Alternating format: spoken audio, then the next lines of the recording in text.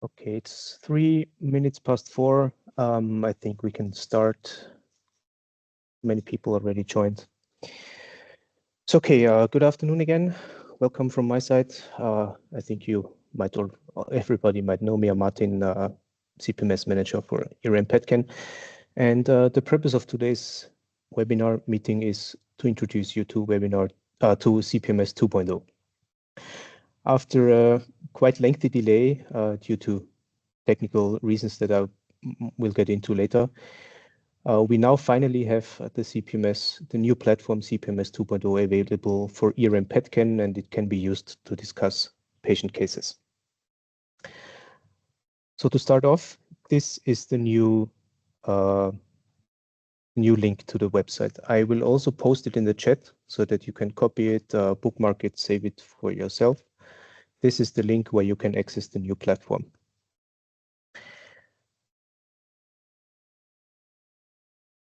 And I will immediately switch now to the browser and show you what the homepage, the login page looks like. It looks like this. It's completely redone. The whole platform is built newly from the ground up. I know many of you already tested in the acceptance environment the platform, and you might be familiar with it, the looks and how it works. But nevertheless, I will show you how this system works. First off, one of the prerequisites remains from the old CPMS, and that is that you need an EU login account to access the CPMS. I'll tell you more about this later on. But let's assume you already created your EU login account. Then you simply click here on Login.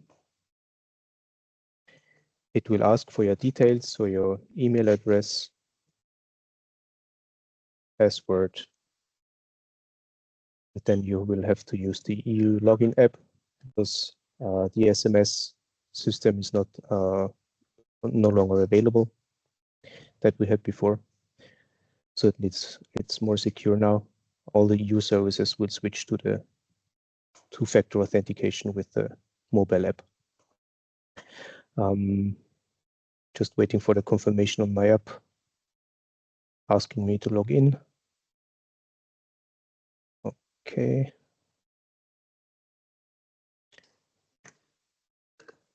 And then you're in the system.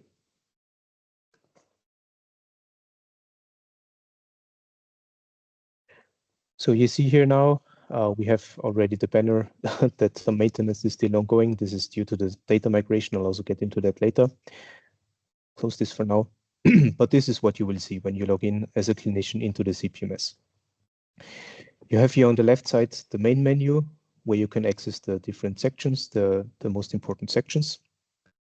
On top, you also have another menu that is for your profile. Immediately here, you will see all the patients that you're involved in. That can be your patients that you enrolled, or patients that you were invited to discuss. The complete list here is under patient records. Because here on the homepage, you see the ones which are under discussion currently, where some activity is going on. And in the patient records, you will see all of them. Here you can enroll a new patient. I'll show you this in the test platform because this is the live version. I cannot, of course, do this. I will show you this in the test platform. Meetings, we again have a meeting tool integrated where you can schedule meetings, individual meetings, recurrent meetings. And the supporting document section here, for example, you can find the user guide, you can find the templates for the consent forms, frequently asked questions. And in the future, you will also have short introductory videos about the different functions and possibilities of the platform. Okay, and to be able to show you a bit more practical how this works, I will log in now to the acceptance environment where I can test functionalities.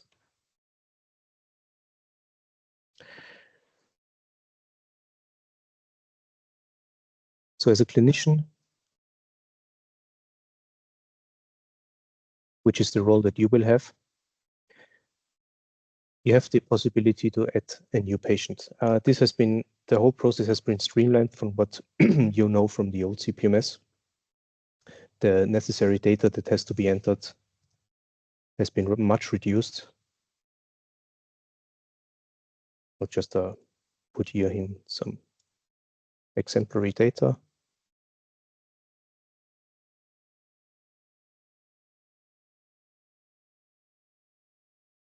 Oh, of course, I have to say, good reminder, you see that the system works. Of course, the patient has to give consent. There are, you can see here, 3 types of consent. The one that is mandatory is the consent for care, which is also on the consent templates. The other 2 are optional. The patient do not have to tick this or sign this. They can if they want to. Or for educational purposes, that means that their case could be used in an anonymized form for webinars, for example, a case report, a case presentations in webinars. And then for the inclusion in registries, which is, I have to say, not planned from now, that there is a direct link between the CPMS and the registries, technical link. But it is there for future proof, so to say. So you enter the minimal data, then here automatically a nickname gets generated, which you can customize if you like. You can put here in something different. If you have your own system for how you want to name patients in the system, you can do so. It just needs to be validated. The purpose of this is that, of course, there can be no names, for example, of the patient or date of births that cannot be included in the nickname to guarantee the anonymization. Then here the ERN that I am enrolling the patients through. I'm in this test platform. I'm located in Turin. This gets filled in automatically. Since I'm enrolling the patient, I'm the record lead automatically. And then you have to choose at least one thematic area to describe the patient a bit. You can choose up to 3 if you want. If you have a multiple diagnosis, for example, for one patient, you can put multiple there. And optional, also a subthematic area. Then you just double check the data entry and you already immediately have the patient created.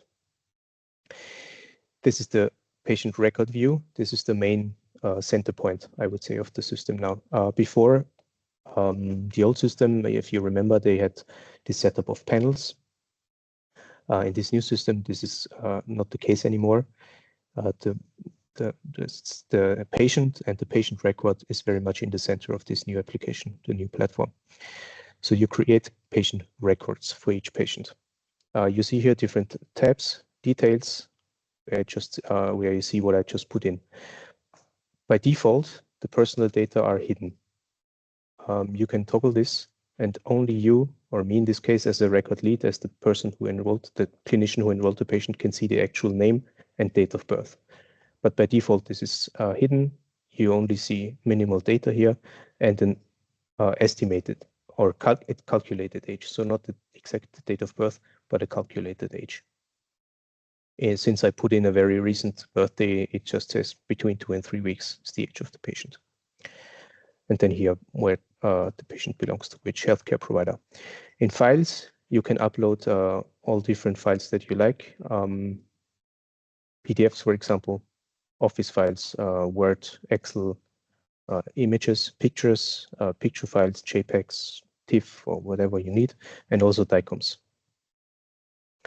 In participants, you can add other people to discuss this patient, which of course is the purpose of the platform, to discuss patients. There are a few different possibilities. So you can search. It works a bit different from before. In the old platform, you were very much restricted on your ERN. So you could very easily invite people from the ERN that you belong to. And it was quite cumbersome to invite other experts that you possibly would need from other ERNs. Now, this has been much simplified. You can, or improved, I should say. You can find everybody, all the users from all the ERNs. You're not so restricted anymore. You can, of course, restrict. PaedCan is here to only see users from your ERN, but you don't have to. You can search by name if you know exactly who you like, or by thematic area if you're not sure, or if you know there is somebody in a certain ERN member, you can search by center, or profession. If you say, for example, you need a surgeon, you can put here surgeon or radiologist or whatever you need. And then CARES 4, this has to do with the profile. In your profile, you can indicate if you care for either adult patients or pediatric patients or both, and you can restrict the search here. Then you see this toggle up here, search by group. This is our feature that was migrated from the old system. We again have groups. Yeah, you see here many because this is the test platform, as I said. Groups, this is a group of people that either meet regularly or discuss patients together. And you can invite them all together as before to make this easier. How those groups can be created and so on, I'll come to that later. And in the history, this is the history of the record. So this means today it was created. And if I would like to have a question now about this patient, and I would like to discuss this with somebody else, I need to open a discussion. So I say here, what is the reason for my discussion? I have question about, I don't know, diagnosis. And then you can describe here what your question is. Medical history of the patient, for example. If you would like to give a brief summary, you can put all this text in here. And the participants will see this and can refer to it. Then you can indicate a sense of urgency if you want to. So by default, discussions are not urgent. But if you say, I need an answer within the next, I don't know, week, you can say here, this is urgent. You put in the date and say, until this date, I would really like to have a response. And this will show up here, first of all, in the patient record, and then in the email that the invited participants get. So this is it's not a hard deadline, it's a soft deadline. So nothing really happens after this deadline passes, but it is indicated here that this is an urgent case. And also you will see it here on the homepage that this is this is the new one, an urgent case or an urgent question. So back to the discussion, you see here, this is where the text would appear.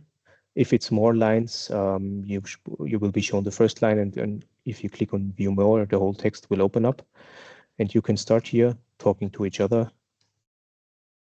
to all the participants, and it will look like some chat tools that you might be familiar with, for example, WhatsApp or any of those apps.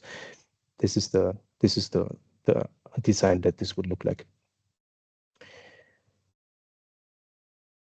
Okay, then I'll go back to the presentation.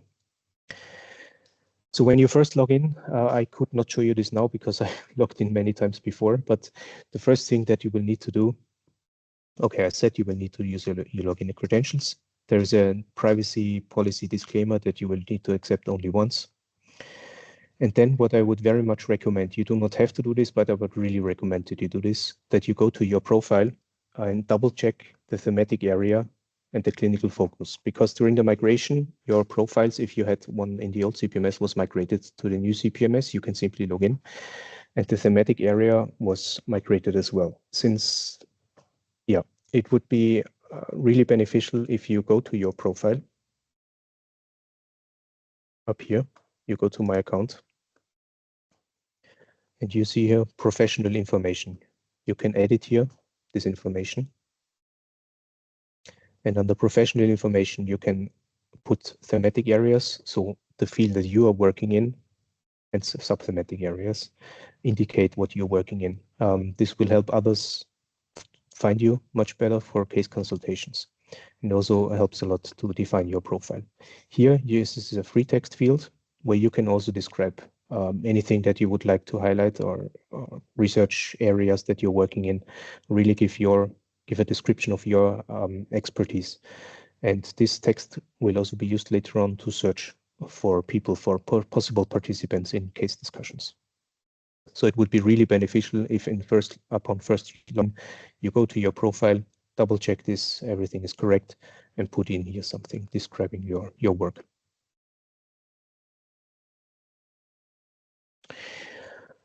Then there's a new role, assistance. This you might need to double check in your profile.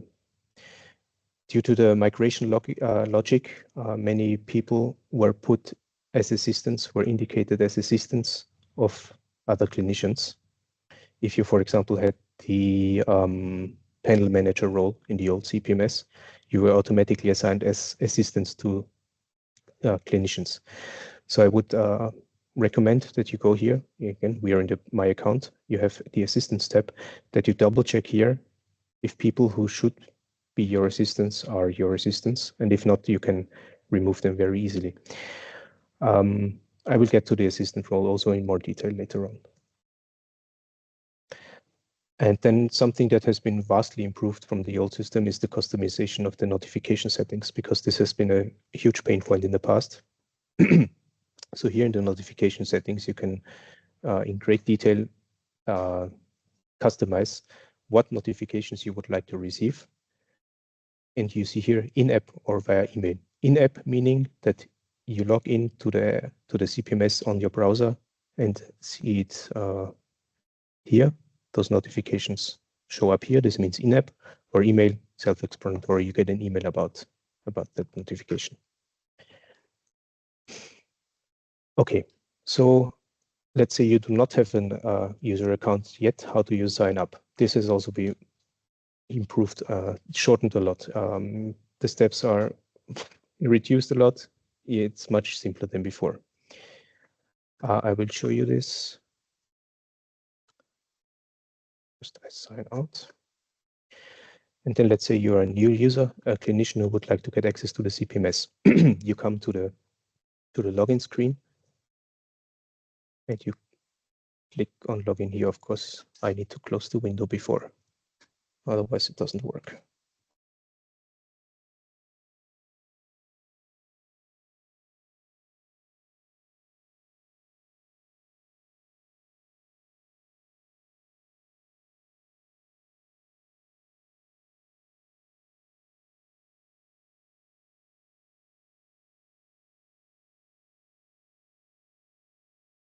So you come to the CPMS as a new user. You already have an EU login created, hopefully. If not, you can also click here and do that. So you log in. Then you are asked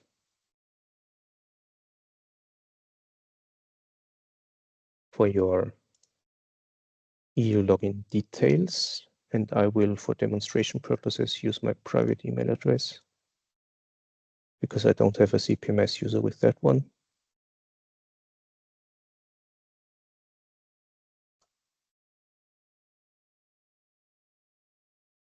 I again need to confirm on the app.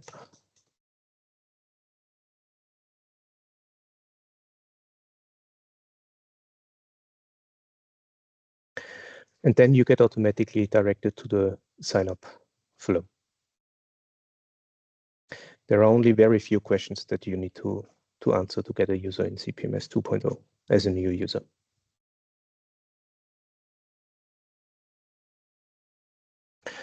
So first of all, what describes your role? Clinician or assistant? Most of you will need to be clinicians. Again, I get to the assistants later on. Then there are two possibilities. You're a member of an ERN or not. We again have the possibility of guest user accounts. So people who are located in non-ERN hospitals, either experts or people who would like to discuss their patients, they get a different user role. I'll also get to that. Then let's say, yes, you are in an ERN member here. Since we had it before, we can choose Turin. You can just type the name of your hospital as it is named in the ERN. If you're part of more than one ERN, you can also indicate it here, but I'm not. And then here, only three things that you need to indicate. Who do you care for? Adults or pediatrics or both? What's your profession? Let's say I'm a pediatrician, for example. I can indicate again, I can choose from all ERNs, but I can indicate the thematic area, if I want to subthematic area, and can already start putting in here the clinical focus, the description of myself. And then when I click on next, I already submit the request to join the CPMS. I will not do this now because it's only a test, but that's it. This is all that has to be done to sign up for a CPMS 2.0.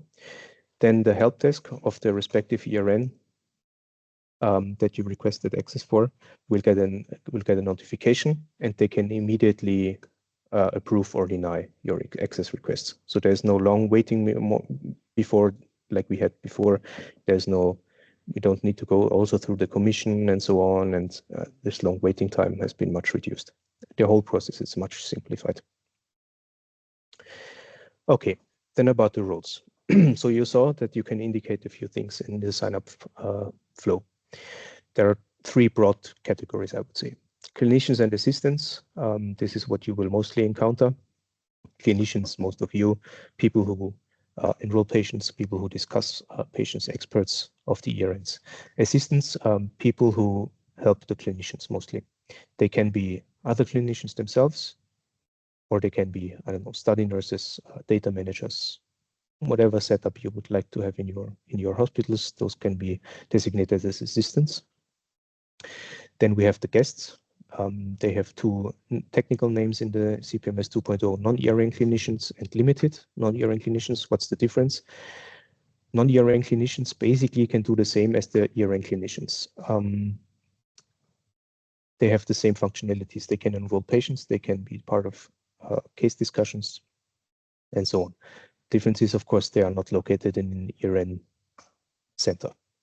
Limited non-ERN clinicians, those are people who would be experts in their field, who can contribute to case discussions, but don't have the need to enroll patients by themselves. So they can do all the discussion-related activities, take part in meetings, submit, write their advices and opinions, but they cannot enroll patients. Then we have the third category of users that you will probably not encounter. Those are ERN admins and help desks, such as myself. We do the user accounts, accessing and editing, creating the groups, access to reporting, KPIs and so on, but you will not be in contact with these. This is just to show you as an example the business rules of all the groups. So who can do what in the system? You see here listed all the possible actions that somebody can do and which role can do what when they're in what capacity. I can send you this matrix. Just write an email to me and I can send you this. But it's just to demonstrate that there's quite a lot of complexity behind this. To highlight one, the ERN clinician. So this is what you will most likely, the role that you will most likely have. These are all the actions that you can do. So just as an example, you enroll the patient, you're a lead for a patient, you can basically do everything. As I said, view the non-anonymized data, the names and date of births, all the participants, open and close discussions, view the file, the record history, upload files, add, remove participants, and so on. And depending on what role you have in the patient, you can do different things. It's a bit complex to now go through all of this, but as I said, just drop me an email and I can send you the Excel file. And you can look through it in detail in your own time. So about this assistant role, it's important to note that by themselves. So if somebody signs up just as an assistant, at first they cannot do anything in the CPMS 2.0. And really, they can't do anything apart from going to their account. They need to be associated with a clinician user. The logic is that most likely those assistants are not clinicians, and as such might not be really qualified to give advice by themselves. So this is why they always have to be associated with a clinician. It will also show up as such when they perform actions. So let's say an assistant is now associated to a clinician, then they can do all the actions that a clinician can also do, like enrolling patients, inputting advice into discussions. So putting the text of advice of the clinician that they're assisting into the discussions, uploading and downloading files, but it will always be indicated that this person is acting on behalf of whoever the clinician user is. Also important to notice that the assistants, since they will be able to view the non-anonymized data of a patient, have to be from the same hospital as the clinician. Then some points of clarification, since this has often led to a confusion in the past and with the EU login and requesting access to CPMS and so on. It's important to know that the EU login as a system itself is the technical solution for the EU that handles access to all the EU IT systems. So you can think of it as, for example, if you go to a website and it offers you, instead of creating a user account, you log in with Google or you log in with Facebook or whatever, it's like that, just on the EU level. And since CPMS is one of the EU ICT systems, we also need to use the EU login system to log into this CPMS. And if you go through the sign-up flow that I showed you before, you can use the EU login, your EU login details to access the CPMS. So this is just on a graphical level to show you, demonstrate how this works. The EU login is the login handler that allows access to all the EU IT systems, of which CPMS is one. And you will need, as I show you, the email address, the password, and an activated two-factor authentication. Okay, next, a very important topic. For the old CPMS, a data protection impact assessment had to be performed by all the hospitals that want to use it. For the new one, a DPIA, similar also for the old one, but also for the new one, the European Commission performed a DPIA, the results of which were presented in November of 2024 to the data protection officers of the hospitals. Now, the hospitals themselves, so the ERN members, have two tasks now that they have to do. They do not necessarily have to perform a DPIA themselves, but they need to assess if they have to perform one. So the DPOs were contacted by the Commission, by DG Santé, with all the information, with the DPIA, with the recommendations and all the necessary documentation, with this question saying that the DPOs need to assess if they have to perform a DPIA or not, in accordance with the national data protection regulations of each country. And as I said, the reference material was sent to the DPOs. It's also available upon request, and another webinar will be planned also by DG Santé, because not every DPO could be reached in November. The other yes, the other task that is necessary for on a hospital level is the customization of the consent form. So what is available in the CPMS, and I will also show you this on the website, are templates for consent forms. So these need to be customized with some information by every hospital that would like to discuss patients.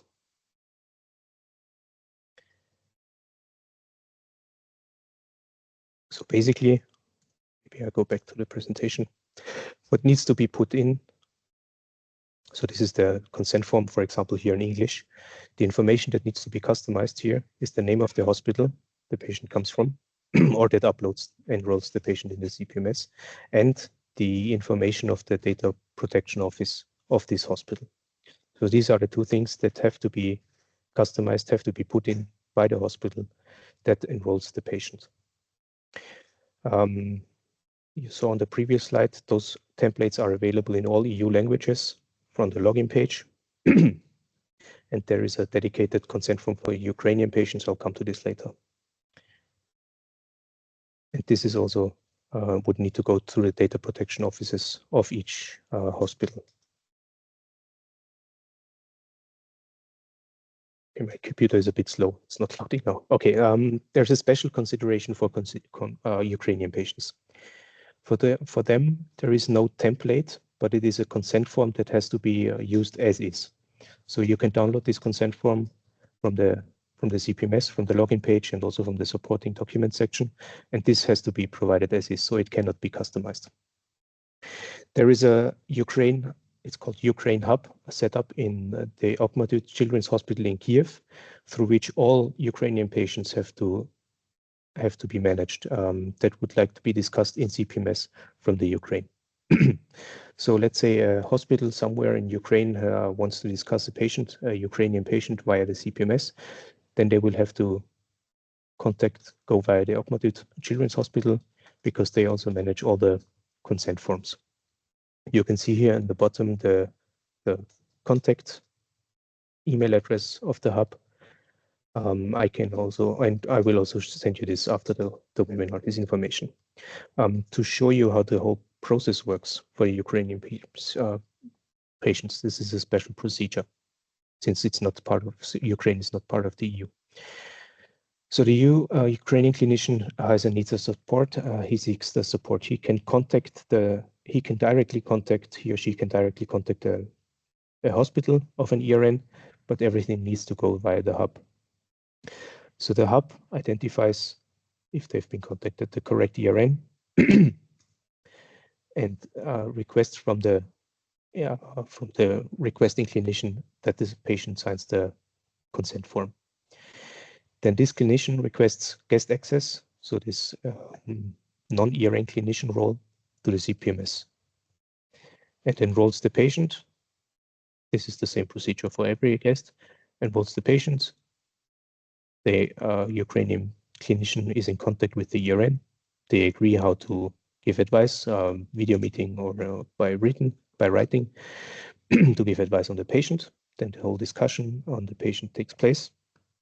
At the end, the discussion is closed, and the guest access has to be revoked from the Ukrainian clinicians. For all guest clinicians from the EU, the guest access can remain, but for Ukrainian clinicians, since this is a special administrative agreement, the guest access has to be revoked at the end of the discussion. If they want to discuss another patient, they have to go through this procedure again. At the end, you see this here a bit grayed out, is says deletion of patient data. This is optional. So if the patient requests, all the data in the CPMS will be deleted from these Ukrainian patients. All patients have this possibility, but especially for Ukrainian patients, this might play a bigger role. Groups, I already hinted at this. We already had this functionality in the old CPMS. It was called expert groups. All of them that we already had set up were migrated. Managing, so setting up, editing, adding, and removing participants of those groups is only possible by ERN admin users. So if you would like to form a new group or have a request for a change of an already existing group, you would have to contact the PaedCan help desk, and they can do that for you.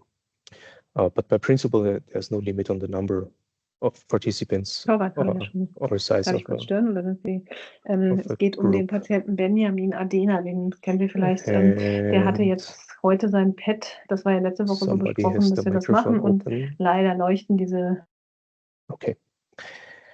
I think we should not hear patient discussions. Okay. Next. I have to remind you of this because this is an often discussed point. Since the CPMS is a tool made by the EU and for the EU and part of the EU IT services, as I said before, access is only possible for users from the EU. All users from the EU, so they do not necessarily have to be a part of an ERN. They can be guests, but they have to be from the EU. Within that, any patient can be discussed. As I said before, there is this special administrative agreement in place for the Ukraine. with this procedure that I just showed you. All of that has to go via the Ukrainian hub.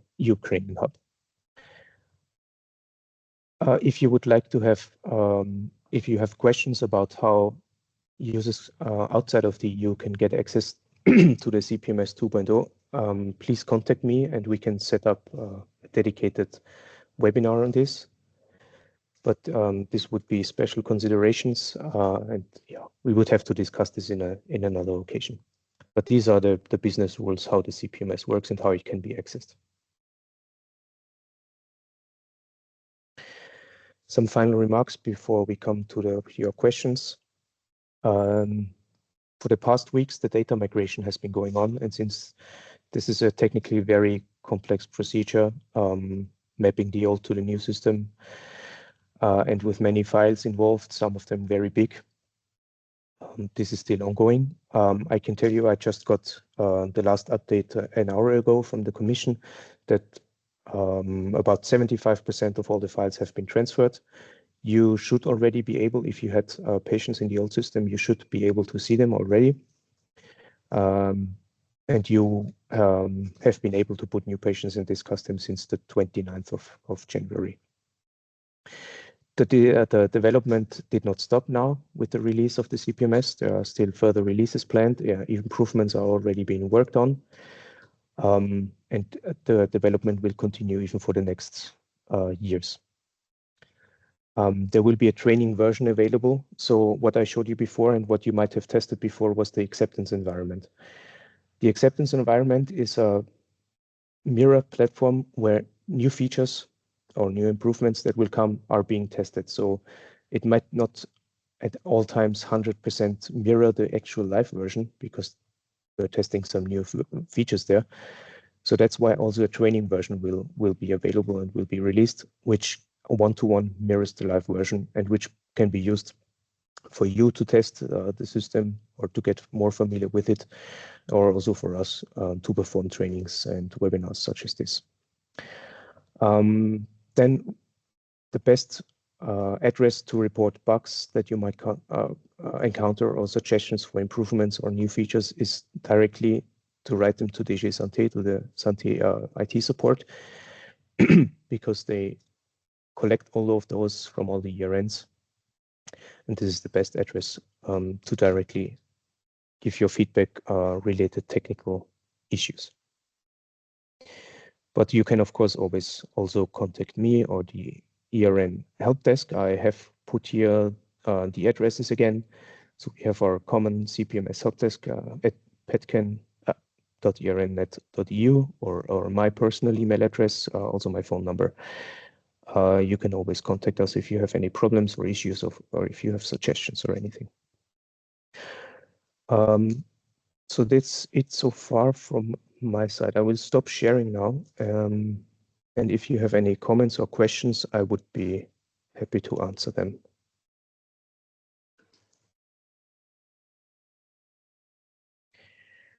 Lilia writes in the chat. We can add new patients, make new panels, but cannot edit the old ones. So yes, the old CPMS, so CPMS 1, let's call it that, has been put into read-only mode on the 29th. That is correct. So no more changes can be made in the old platform. But you you should see your patients in the new platform, in the CPMS 2.0, and you can continue your old case discussions in CPMS 2.0. So the patients that were still under discussion in the old CPMS can be discussed further in the new CPMS. As I said, the files themselves, the DICOMs, mostly because they're quite big sometimes, are still being migrated at this moment. We have 75% done, and the rest should be done by the end of this week.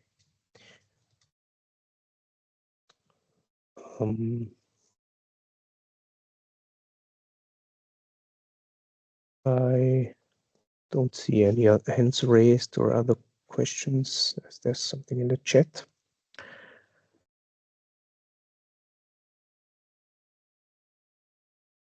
Okay, so question about the initialization of the EU login app and the phone. In the follow-up email to this webinar, I will send you a short start guide for the CPMS 2.0, and also a guide on how to set up the complete guide, how to set up the EU login, initialize and set up the app and initialize the app. It's just a few steps that you need to do.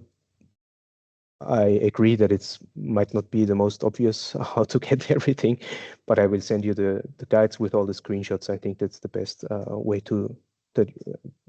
how you can see how to do the necessary steps. Just to answer very briefly, the QR code you get when you log into your EU login account, you add your phone, you put in a PIN that you need to use with the EU login app, and after you click on submit, then it generates the QR code that you can scan with the app on the phone.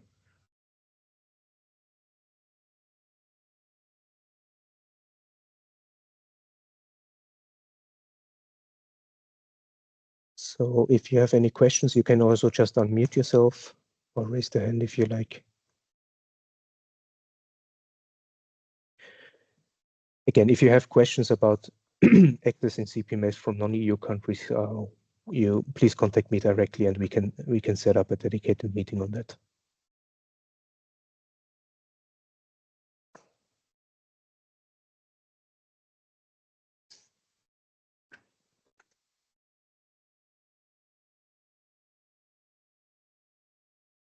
So Christine asks if we can upload images to the CPMS. Yes, you can definitely upload images. Pictures, so files in picture formats, JPEGs or BMP or PNG, but also radiological images, so DICOMs. Yes, I will send the recording of this email with the webinar with the follow-up email.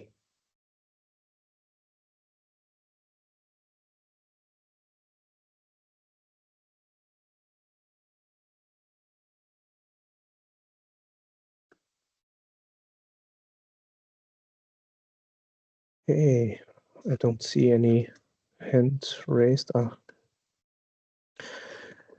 Can a clinician assistant? Yes.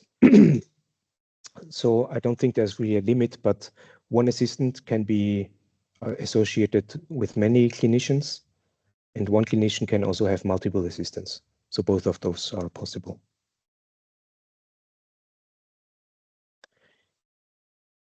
Can I select experts from a list of their special field of expertise? You mean the thematic area? Maybe you can unmute yourself and voice your question. Yes, I mean the area of their expertise about the schematic area. Yes. Maybe I go back to this and can show you again. Oh no, I should use the test platform. So yes, you can search for participants based on their area of expertise.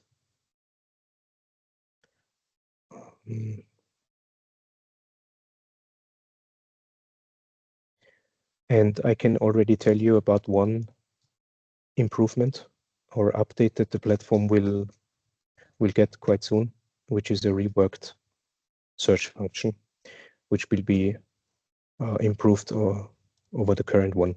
So now, sorry, I will just log into the CPMS so that I can show you how you search for the people.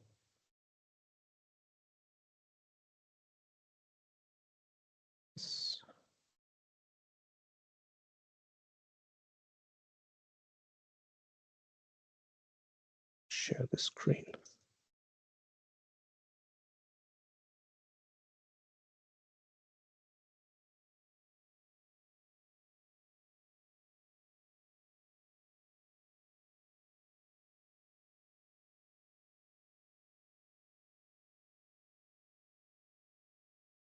So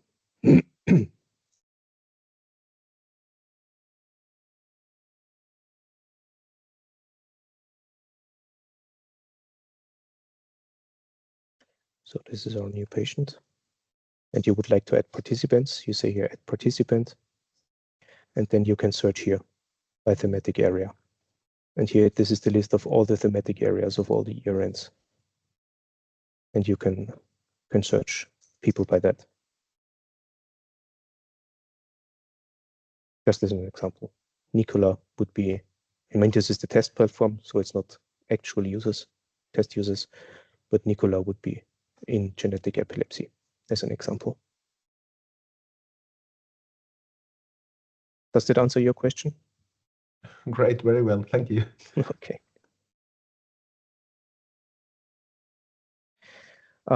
Okay, very important, very good question. Do we have to upload the consent form of the patient? No, please do not do that. You should not, in fact, upload the consent form of the patient.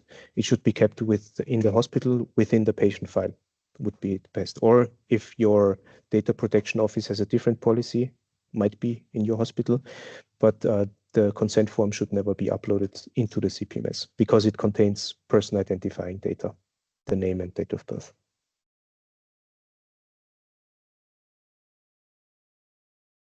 It has only to be kept in your hospital.